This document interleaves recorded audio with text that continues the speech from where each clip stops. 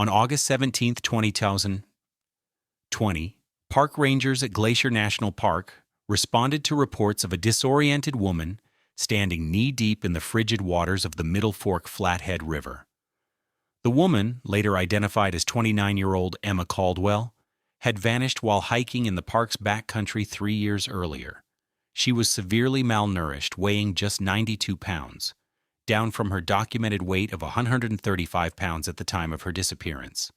Her clothes were tattered rags. Her skin bore evidence of extensive scarring consistent with prolonged restraint. Most disturbing to first responders was her behavior. She stood motionless in the river, staring at the opposite bank, repeating a single phrase: "The water shows the way home." The search for her hiking companion, 31-year-old Daniel Weber, had been called off years earlier.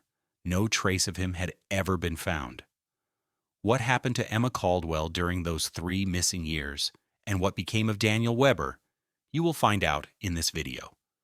On June 24, 2017, Emma Caldwell and Daniel Weber set out on what was supposed to be a 4-day backcountry hiking trip in the remote eastern section of Glacier National Park. Emma worked as an environmental scientist for a conservation nonprofit in Missoula. Daniel was a freelance photographer who specialized in wilderness landscapes. According to the hiking permit they filed with park rangers, they planned to complete a 38-mile loop trail beginning at the Cut Bank Trailhead, heading north toward 50 Mountain, then looping back south. At 7:14 a.m. on June 24th, surveillance footage captured their blue Honda CR-V entering the park through the St. Mary entrance station. Park records show they collected their backcountry permit at 8:22 a.m. The ranger who processed their paperwork later stated that both appeared experienced and well-prepared. Their permit indicated planned campsites for each night of their trip. Receipts from a sporting goods store in Missoula dated June 22 show they purchased new water filters, freeze-dried meals, and bear spray. The last confirmed sighting of Emma and Daniel was at 10:40 a.m. on June 24th when they signed the trailhead register at Cut Bank. According to the register, they wrote 4-day loop to 50 Mountain, returning June 27th. A hiker who departed from the same trailhead approximately 20 minutes after them reported briefly seeing a couple with large backpacks about a mile up the trail. He described them as moving at a good pace, seemed to know what they were doing. This was the last known sighting of Emma and Daniel before they vanished. The alarm was raised on June 28th when neither Emma nor Daniel reported to work as scheduled. Emma's supervisor called her emergency contact, her sister, Melissa Caldwell, after Emma failed to show up or call in. Melissa tried both Emma and Daniel's cell phones, which went straight to voicemail. After confirming with Daniel's parents that they hadn't heard from either of them, Melissa contacted Glacier National Park authorities at 5:43 p.m. Park rangers immediately dispatched to the Cut Bank Trailhead, where they located Emma and Daniel's vehicle. The car was locked with no signs of disturbance. Inside, rangers found a day planner with their itinerary marked, along with a note indicating they expected to return to their vehicle by 5 p.m. on June 27th. A missing persons report was officially filed, and a search and rescue operation was initiated at first light on June 29th. The search team initially consisted of 12 park rangers, 4 trained search dogs, and a helicopter equipped with thermal imaging technology. Over the next 5 days, the operation expanded to include more than 50 personnel from multiple agencies, including the Flathead County Sheriff's Department, Montana Highway Patrol, and volunteers from local search and rescue organizations. On July 1st, searchers found what appeared to be the remains of a campsite approximately 12 miles from the trailhead, consistent with Emma and Daniel's first planned overnight location.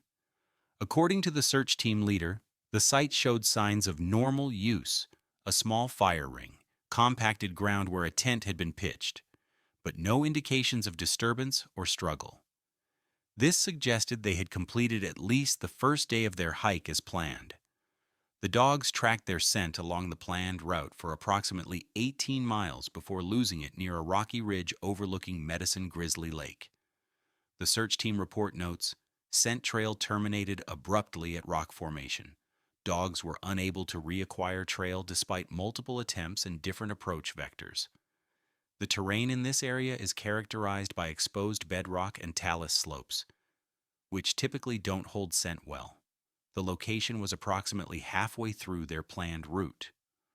On July 3rd, searchers recovered a single hiking pole approximately half a mile from where the scent trail was lost. The item was positively identified by Melissa as belonging to her sister. It was found lying on an exposed portion of the trail with no other evidence nearby.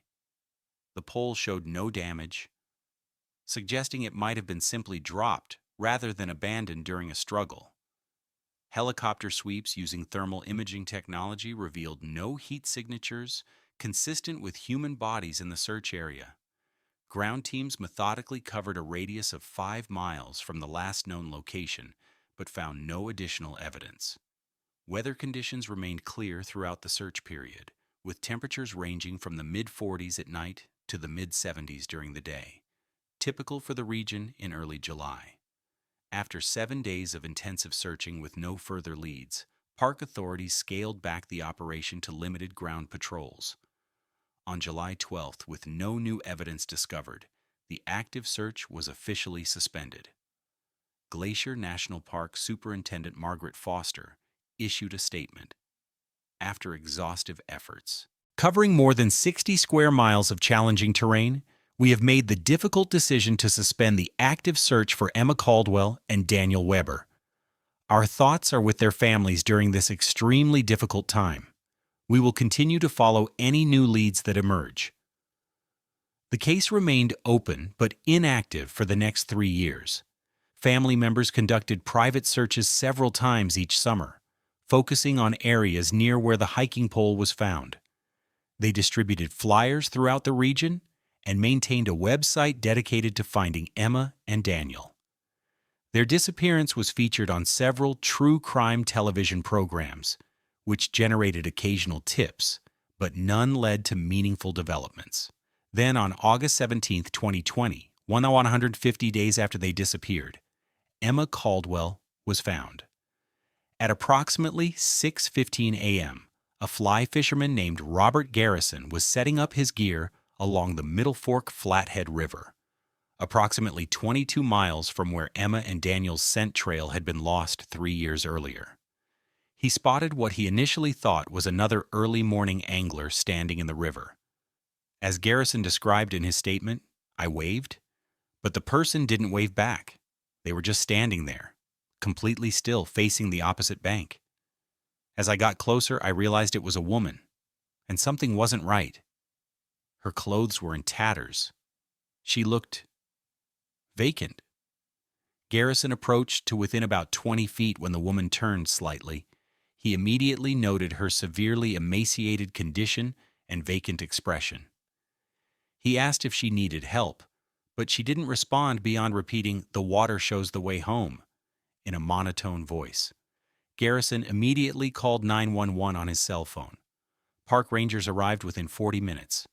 The responding rangers found Emma standing knee-deep in the 48-degree water. She was unresponsive to questions and showed signs of severe hypothermia despite the summer morning. One ranger noted in his report, "Subject appeared disoriented, possibly in shock. Repeated the same phrase when approached. Required physical assistance to exit the water. Initially resistant to being moved." They wrapped her in emergency thermal blankets and transported her to a waiting ambulance, which took her to North Valley Hospital in Whitefish, approximately 30 miles away. At the hospital, medical staff were unable to obtain any coherent information from Emma. She did not or could not state her name. The park rangers suspected her identity based on the missing persons case, which was confirmed when Melissa Caldwell arrived at the hospital and positively identified her sister. According to the medical report, patient severely malnourished and dehydrated, multiple healed and partially healed lacerations on wrists and ankles consistent with prolonged restraint, evidence of multiple untreated fractures that healed incorrectly, primarily in the fingers and ribs. Emma's condition was stabilized, but she remained largely non-communicative. The attending physician noted, patient exhibits symptoms consistent with severe post-traumatic stress disorder and possible dissociative state, responds to basic commands, but does not engage in conversation beyond repeating certain phrases. Blood tests revealed severe vitamin D deficiency, suggesting long-term confinement without exposure to sunlight. Her body mass index was calculated at 15.2, categorized as severely underweight and indicating long-term malnutrition. After 3 days of treatment for her immediate physical conditions, Emma was transferred to the psychiatric unit. There, Dr. Elaine Mercer, a psychiatrist specializing in trauma, began the delicate process of establishing communication. According to Dr. Mercer's notes, patient initially maintains fixed staring position for extended periods, minimal verbal response. The phrases she repeats appear to be significant, possibly instructions or mantras she was forced to memorize. On August 23rd, 6 days after being found, Emma spoke her first coherent sentence. According to Dr. Mercer's notes, when shown a photograph of her sister, patient made eye contact for the first time and said, "Melissa shouldn't be here. Not safe." When asked why it wasn't safe, patient became agitated and stopped responding. Over the next several days, Emma began to share fragments of information, though her account was disjointed and sometimes contradictory. The FBI was brought in due to the possibility of interstate kidnapping, and Special Agent Thomas Ramirez was assigned as lead investigator. According to his initial report, victim provided limited information suggesting she and Weber became lost after deviating from their planned route. Claims they survived in the wilderness until Weber fell during a storm approximately 6 months after their disappearance, states she continued alone until found.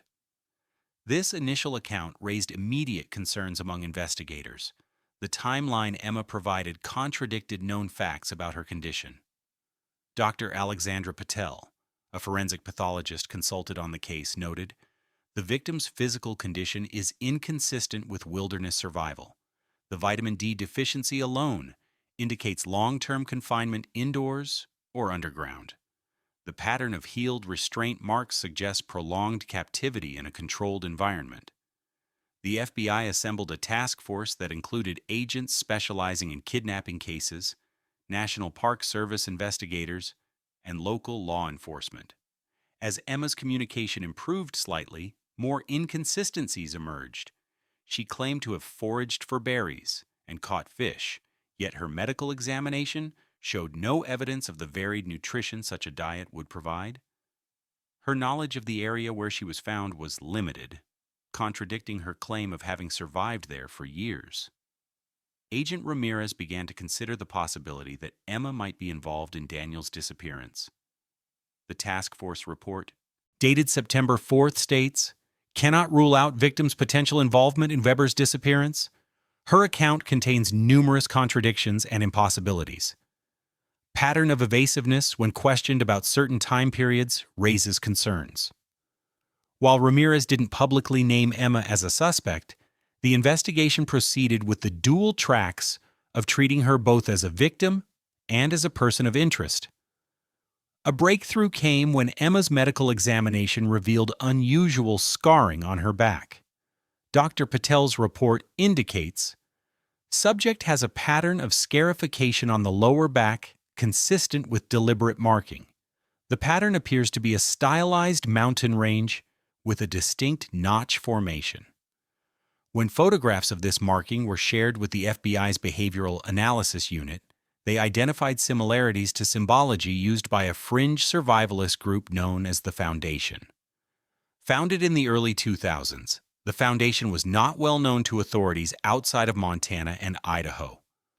According to limited intelligence gathered by local law enforcement, the group believed in returning selected individuals to the earth through a process they called purification. They operated on the fringes of wilderness areas, occasionally recruiting from the seasonal workers and drifters that passed through tourist towns around national parks. On September 12th, Agent Ramirez showed Emma a symbol associated with the Foundation, a stylized mountain range with a distinctive notch.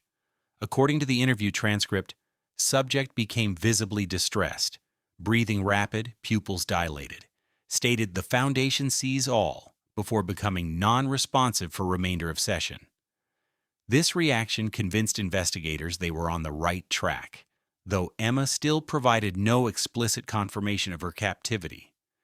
The investigation gained momentum when rangers at Glacier National Park received a report from a seasonal maintenance worker who had found an unusual structure while clearing a remote hiking trail approximately 15 miles from where Emma was discovered. The worker described what appeared to be a carefully camouflaged hatch built into a hillside. He initially assumed it was abandoned mining equipment, but reported it due to the recent publicity surrounding Emma's reappearance.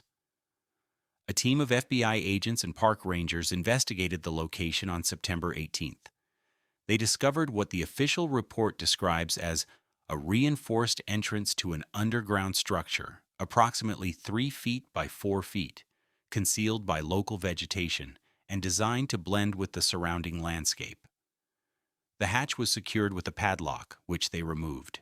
The structure extended approximately 30 feet into the hillside and consisted of 3 chambers of varying sizes. The main chamber contained 2 sets of restraints mounted to the wall, a small wood stove, and basic supplies. The smaller chambers appeared to serve as storage and a crude bathroom facility. Agent Ramirez noted, "The facility demonstrates sophisticated knowledge of construction techniques. Temperature remains constant at approximately 55 degrees regardless of external conditions. Ventilation system draws air from multiple concealed intakes, making detection from above nearly impossible.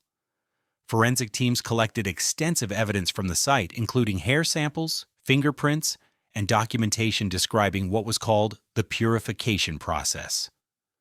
According to the evidence log, investigators recovered a leather-bound journal containing detailed records of subjects dating back to 2014, with entries made in at least 3 distinct handwritings. The journal included references to Emma and Daniel by their first initials only, with Emma designated as E selected and Daniel as D foundation. When Emma was shown photographs of the underground structure, her reaction was immediate and severe. Dr. Mercer's notes state, "Patient experienced acute panic response requiring sedation. Before sedatives took effect, repeated 'He'll know I told' multiple times." During the following days, Emma's condition deteriorated significantly. She refused to speak and engaged in self-harming behaviors when left unattended. The breakthrough in Emma's testimony came in an unexpected way.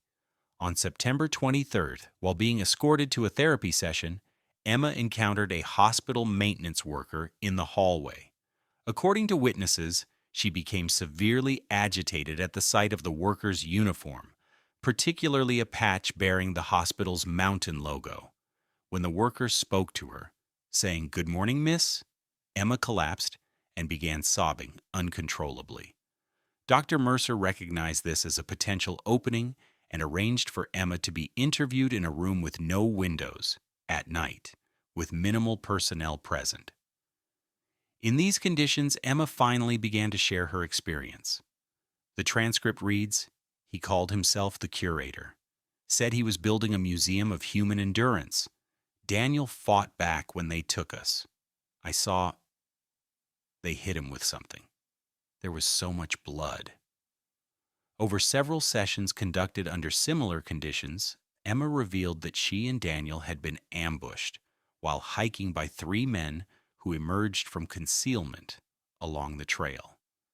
Daniel had attempted to fight but was subdued with what appeared to be a stun gun and then struck in the head with a rock or similar object. Emma and Daniel were blindfolded and led for hours, maybe a day, to the underground facility. According to Emma's testimony, the group's leader, known only as the curator, explained that they had been selected for the collection. Daniel was deemed foundation material, while Emma was designated for purification and display. Emma recounted, "He said Daniel would serve the purpose of becoming one with the earth. that his body would strengthen the foundation. I didn't understand what he meant until later. The details Emma provided matched evidence found at the underground facility. She described being kept restrained for extended periods, then subjected to what the group called purification rituals, involving food and sleep deprivation, exposure to cold, and psychological manipulation. The journal recovered from the site corroborated these methods, describing them as preparing the subject for display. Emma revealed that Daniel had been kept in the facility for approximately 3 months. She stated, "They took him out sometimes, made me watch what they did to him. The curator said it was important that I understand what foundation material meant." According to Emma, Daniel died after an extended period of abuse. They buried him under the floor, said he was now truly part of the foundation. Forensic teams returned to the underground facility and conducted ground-penetrating radar searches of the earthen floor. They detected an anomaly consistent with disturbed soil. Excavation revealed human remains approximately 3 feet below the surface. The medical examiner's report states, remains consistent with adult male, early 30s. Evidence of blunt force trauma to skull, fractures to multiple ribs, and both arms showing different stages of healing, indicating repeated trauma over time before death. DNA testing confirmed the remains were those of Daniel Weber. As Emma's testimony continued, investigators built a clearer picture of the group responsible. The foundation appeared to consist of a core group of 3 to 5 individuals, led by the man known as the curator. They targeted hikers in remote areas who they determined would not be immediately missed. According to documentation found at the site, the group had abducted at least 7 people since 2014. The fate of the other victims remained unknown. Emma described the curator as a man in his 50s, tall, with a gray beard and burns on his hands. She stated he spoke in an educated manner and frequently referenced his collection and the importance of preserving the perfect specimens. She recalled, "He would tell me I was being prepared for display, that someday visitors would come to see how I had been purified." Based on Emma's description and forensic evidence, investigators identified the curator as Robert Harmon, 57, a former anthropology professor who had left his position at a Washington State University in 2012.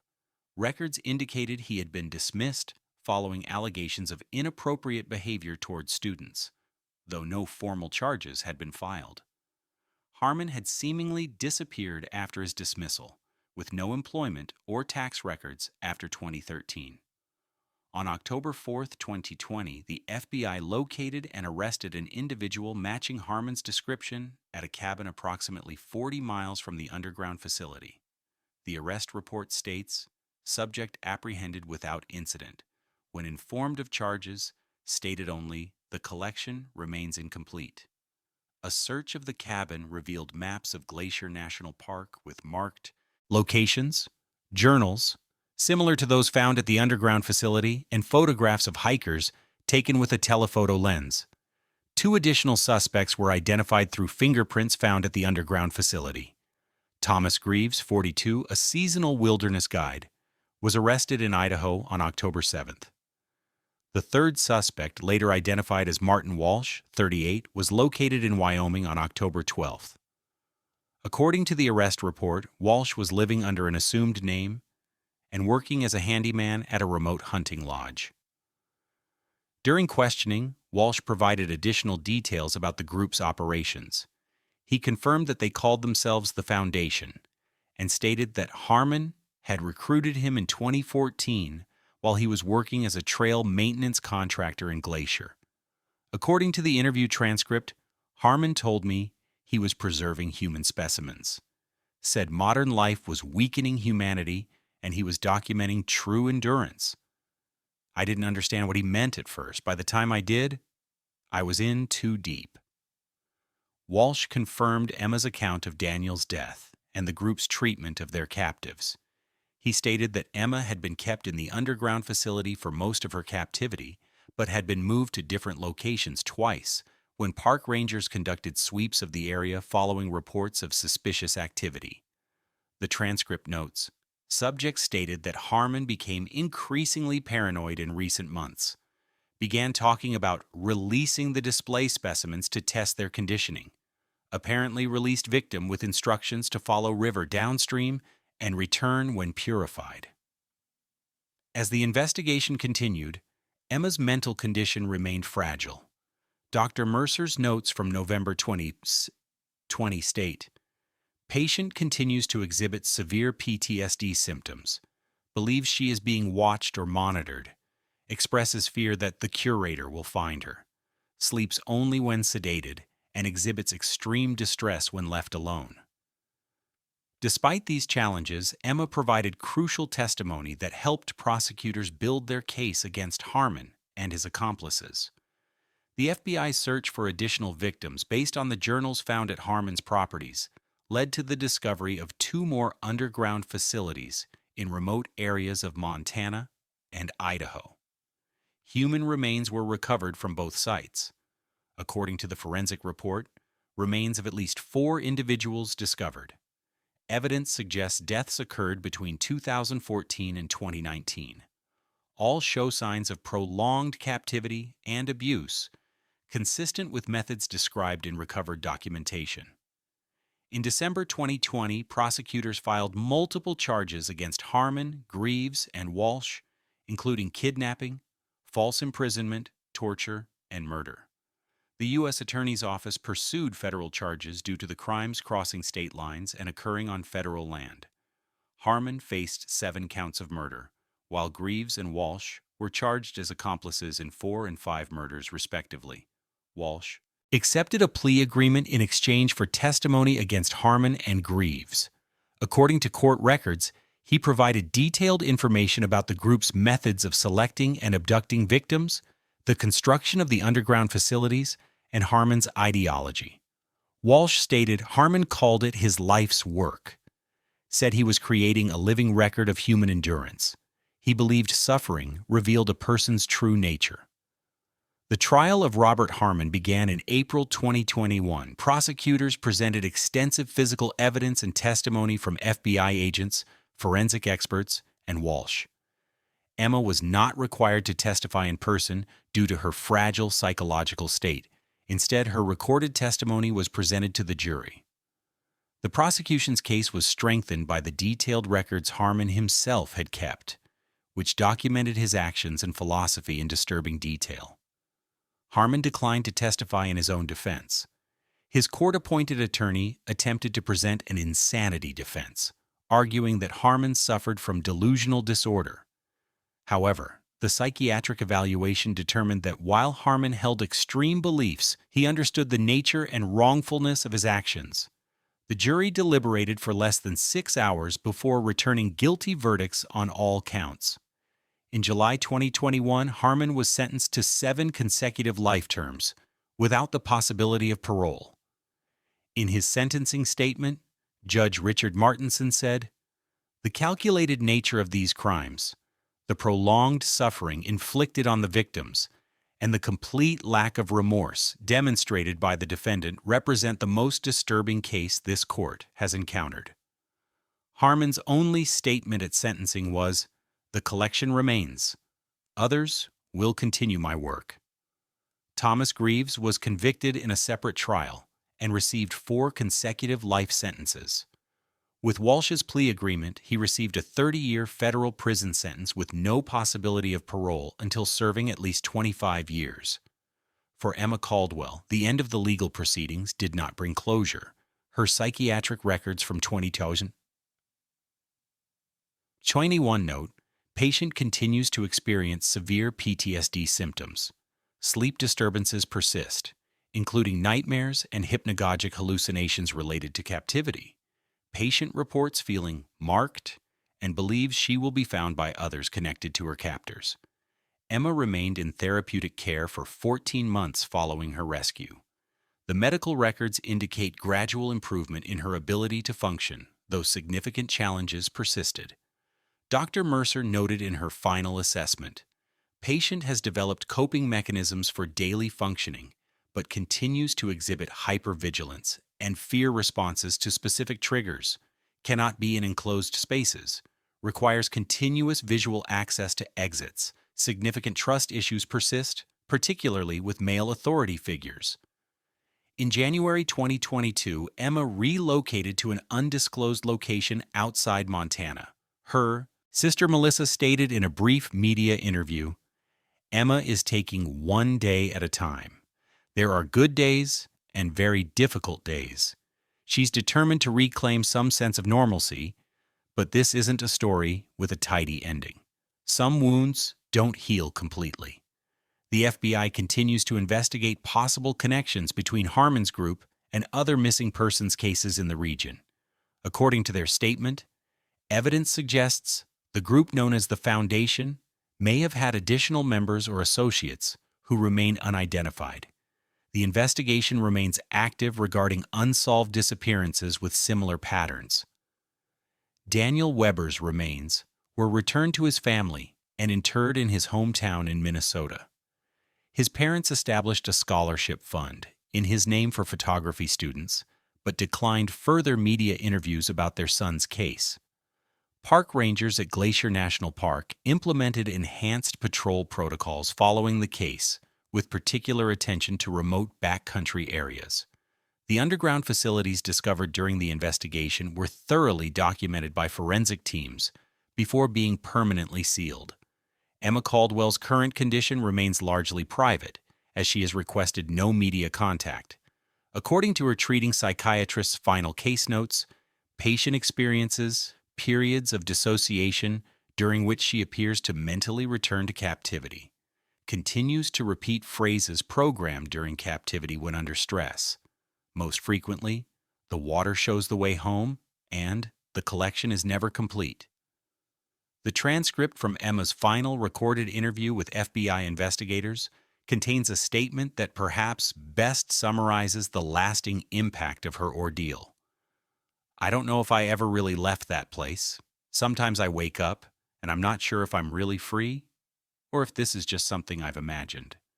The curator used to tell me that freedom was a state of mind he was helping me overcome. Some days I'm afraid he succeeded." The official case file on the Foundation abductions was transferred to the FBI's Behavioral Analysis Unit for study in developing profiles of similar offender groups. The file contains a note from the lead investigator. "This case represents an unusual pattern of organized, ideologically motivated abductions. The group's methodology evolved over time, becoming more sophisticated and ritualized. The recovery of living victim Caldwell provides unprecedented insight into the psychology of long-term captivity and its effects." Emma's sister Melissa remains her primary support and advocate. In her statement to investigators, Melissa said, "The sister who went hiking that day in 2017 never came back. The person who returned is someone different, shaped by experiences I can't begin to comprehend. All I can do is be present for whoever she is now." Today, the trailhead register at Cut Bank and Glacier National Park includes a small warning plaque advising hikers to stay unmarked trails and report any suspicious structures or activity immediately to park rangers. The underground facility where Emma and Daniel were held has been permanently sealed, though its exact location remains restricted information to prevent it from becoming a macabre tourist destination. The case of Emma Caldwell and Daniel Weber serves as a stark reminder of the vulnerability of even experienced outdoor enthusiasts in remote wilderness areas. While the natural hazards of such environments are well documented and prepared for, the human predators who sometimes inhabit these margins are far less predictable. According to the National Park Service report completed after the case, visitors should be aware that the backcountry areas of our parks, while appearing untouched by human presence, are not always as isolated as they seem.